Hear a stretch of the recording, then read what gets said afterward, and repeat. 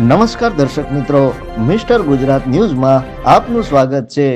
મહેસાણા ખાતે ઝઘડિયાની નિર્ભયા માટે candle March યોજાઈ। ભરૂચના ઝઘડિયા ખાતે 10 વર્ષની બાળકી પર પિશાચી દુષ્કર્મ આચરીને જીવન મરણ વચ્ચે ઝોલાખાતી કરી દેવામાં આવેલી। 8 દિવસ સુધી તડપતી રહેલી નિર્ભયા ગત તારીખ 23 ડિસેમ્બરે જિંદગીનો જંગ હારી હતી। આવી ઘૃણાસ્પદ અને દુઃખદ ઘટના બાદ સત્તામાં બેસેલા તાનાશાહીઓની માનવતા અને સંવેદના મરી પડવાની ગઈ હોય એમ વડનગરમાં તાનારીરી મંદિર ખાતે સુશાસન દિવસ પદયાત્રામાં સુશાસનનો દોડ કરવામાં મદમસ્ત જોવા મળી હતી। ત્યારે સર્વ સમાજ હિત રક્ષક સમિતિ મહેસાણા દ્વારા મોટી સંખ્યામાં કેન્ડલ માર્ચ યોજીને મૃતક નિર્ભયાના આત્માને શ્રદ્ધાંજલિ આપવામાં આવી હતી।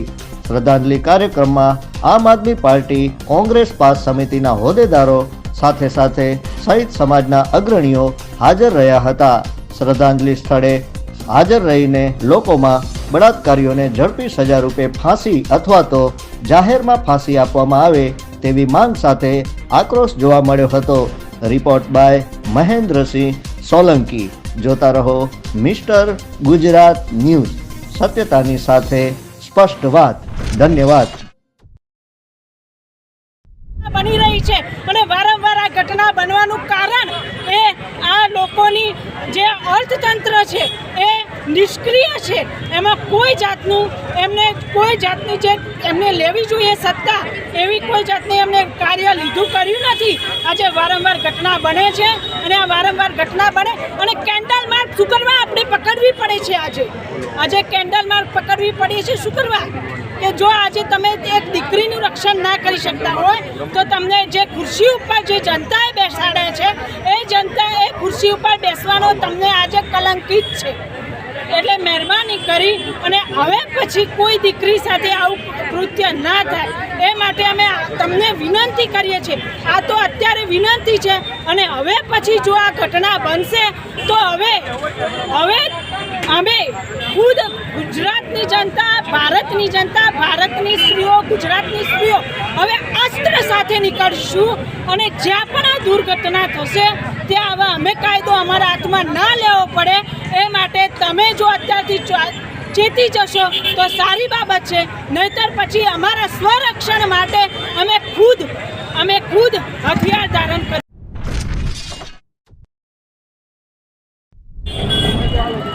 ભરૂચની અંદર જે ઝઘડિયા ગામ આવેલું છે ત્યાં એક 10 વર્ષની દીકરી ઉપર બળાત્કાર થયો।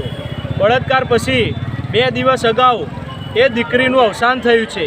તો એ બાબતે મહેસાણા જિલ્લાની અંદર સર્વ સમાજ હિત રક્ષક સમિતિ દ્વારા કેન્ડલ માર્ચનું આયોજન કરવામાં આવ્યું હતું અને તમામ સમાજના લોકો અહીંયા હાજર રહ્યા હતા અને દીકરીને શ્રદ્ધાંજલિ પાઠવી છે। પણ અમારી સરકાર જોડે માગણી છે કે જે પણ દીકરી જોડે આવું દુષ્કર્મ કર્યું હોય એનો જે આરોપી હોય એની જેટલી તમામ મિલકત હોય એ તમામ મિલકત વેચી અને એના જે પૈસા આવે આ પરિવારને એફડી સ્વરૂપે આપવા જોઈએ અને આવા લોકોને જાહેરમાં ફાંસી આપો। કારણ કે પ્રજા પણ માંગ માગી રહી છે કે આવા લોકોને જાહેરમાં ફાંસી આપો તો બીજી દીકરીઓ ઉપર આવું થાય નહીં।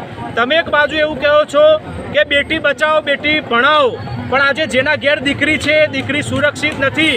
જો આ કરવામાં નહીં આવે તો હવે પ્રજાએ બારવટિયા બનવાની જરૂર છે। જેમ જોગીદાસ ખુમાણ દીકરીઓને બચાવવા માટે પોતાના જીવ પણ આપવા તૈયાર રહેતા હતા તો હવે અમે પણ બારવટિયા બનીએ અને જો સરકારમાં તાકાત ના હોય, સરકારમાં દમ ના હોય આવા આરોપીઓને સજા આપવાની તો અમને છુટ્ટી આપો કે અમે એમને જીવતા મારી નાખીએ અને દીકરીઓને ન્યાય આપીએ અને બીજી દીકરીઓ પર અત્યાચાર ના થાય અને કોઈ દીકરીને બચાવવા જતાં કોઈ આવા આરોપીઓને મારે તો એના ઉપર કોઈ પણ પ્રકારનો ગુનો દાખલ ના થાય। આવો કાયદો તમે બનાવો, નહીં તો ગુજરાતની અંદર રોજ દીકરીઓ ઉપર આવા અત્યાચાર થાય છે ત્યાં સુધી તમારી આશા રાખશે। કારણ કે ગુજરાતની સરકાર અને ગુજરાતના ગૃહમંત્રી આજે દીકરીની સુરક્ષા કરવામાં સંપૂર્ણ નિષ્ફળ જ્યાં છે। તો અમે વિનંતી કરીએ છીએ અને પ્રજાને પણ વિનંતી કરું છું કે એકલા પૈસા કમાવામાં ધ્યાન રાખશો નહીં। તમે આવા કાર્યક્રમ થતા હોય તો સાથ સહકાર આપો। તમે બહાર નીકળતા નથી અને આવું થાય છે આજે કોઈક બીજાના ઘરે થયું છે, કાલ તમારી દીકરી ઉપર થશે, તમારા ઉપર પણ આવો અત્યાચાર થશે તો તમે શું કરશો? એટલે હવે પ્રજા પણ જાગૃત થાઓ અને બહાર નીકળો એવી તમને વિનંતી કરીએ છીએ। ભારત માતા કી જય।